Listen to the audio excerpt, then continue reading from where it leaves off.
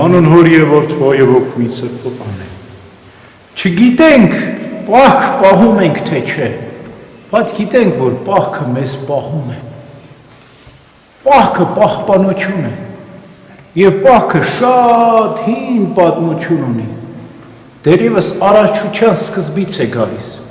եւ այսօր առաջավորած պահքի բարեկենդան է, վաղվանից 5-օրյա պահք է։ Ինչու է կոչվում առաջավորած պահք, որտեղ հենց սկզբից իսկ հրաման կա, պատվեր կա, հրահանգ կա, որ պահք պահենք։ Երբ որ Աստված աշխարհն է ստեղծում, 5 օր արարեց, ստեղծեց։ Առաջի օրը լույսը արարեց, հետո երկիրը ու երկինքը, հետո բուսականությունը։ 5 օր միայն արարում է, ստեղծում էր Աստված։ Բայց դեռևս կենդանիներին ու մարդուն չէ ստեղծել, 6 օր արարեց։ 6-րդ օրը 5 օրը անցավ, նոր 6-րդ օրը ստեղծեց կենդանիների ու մարդկանց։ Եվ կենդանիներին ասաց խոտ կուտեք, մարդկանց ասաց ծառի պտուղներից կուտեք։ Այսինքն 5 օր ողջ արարչությունը անսվաղ էր, պահքի մեջ էր։ Ուտելու հրաման չկար։ Նոր 5 օրը լրանալուց հետո 6-րդ օրը հրաման եղավ ուտելու։ Այն էլ ամեն բան չուտելու։ Կերեք ծառերի պտուղներից Աստված ասաց, բայց մի ծառի պտղից մի կերեք։ Եվ եթե Ադամն ու Եվան պահեին այս պահքի պատվիրանը, պահքի պատվիրանն էր սա, չուտել արգելված պտղից, ապա դրախտից չէին վտարվի։ Բայց ցավոք սրտի չպահեցին այս պատվիրանը, դրախտից վտարվեցին։ Եկան երկիր, մենք երկրում արդենք պանդխտության մեջ ենք, այստեղ աքսորավայր է, մենք երկրի վրա դրախտից վտարված աքսորյալներ ենք։ Եվ Ադամի որդին Աբելը շատ լավ հասկանում էր, որ ինքը աքսորյալ է, եւ 5 օր պահք պահեց։ Ադամն ասաց Աբելին եւ Կայենին, որ զոհ մատուցեն, նվեր տան Աստծուն։ Աբելը ինչ արեց, ասում է ավանդությունը, 5 օր պահք պահեց, հետո իր գառնուկներից ամենալավը մատուցեց Աստծուն։ Բայց դրա փոխարեն Կայենը պահք չպահեց եւ իր ցորենից հողից ստացված իր բերքից վատը մատուցեց։ Տեսեք, 2 բան Աբելն արեց, 2 բան Կայենը չարեց։ Պահք չպահեց եւ վատը մատուցեց, այսինքն սիրտը չմաքրեց եւ սրտի ավելցուկից նենգություն վատը մատուցեց եւ այդպես Աստված չընդունեց Կայենի նվերը, ընդունեց Աբելի նվերը։ Իհարկե հետո Կայենը Աբելին սպանեց, բայց Աբելը գնաց երկինք։ Ասում են, որ Սեթը,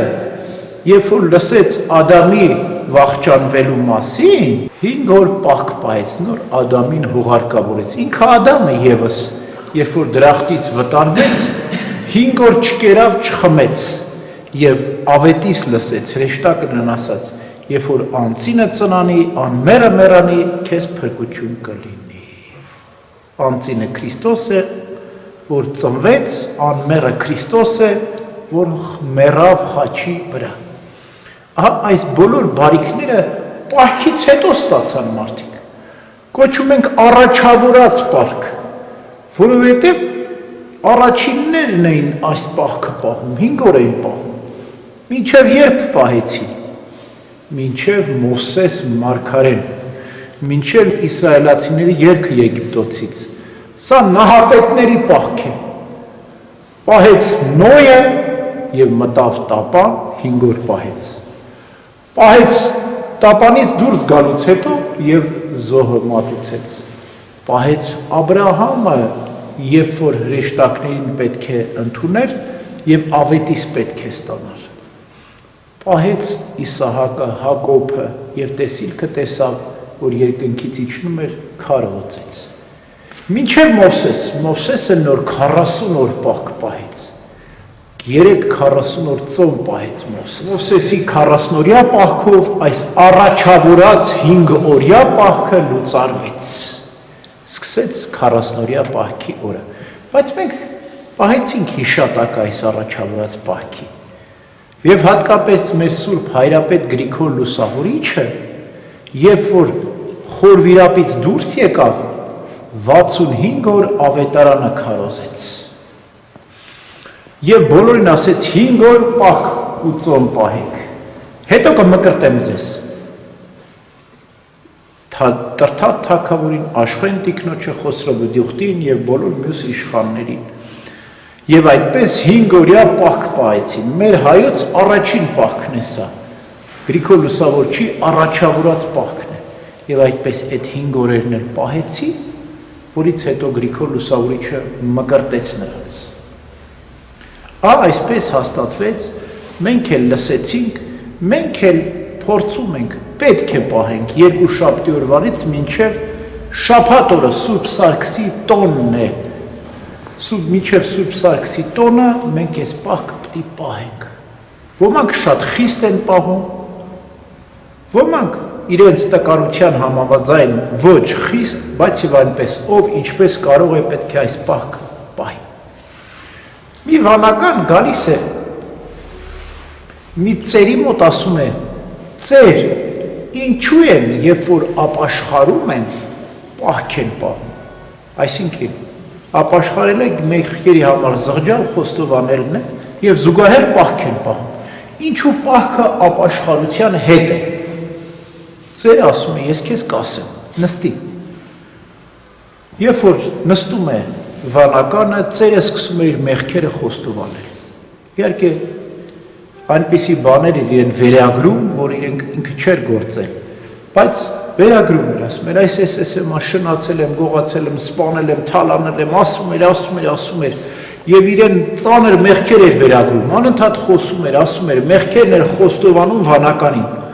վանականը երբ լսում էր, որ ծերը իր մեղքերը խոստովանում է, լացում էր, արտասվում էր, ապաշխարում էր, և այդ մեղքերը խոստովանեց վերջացրեց, վանականն էր մի լավ լացեց, ասեց դե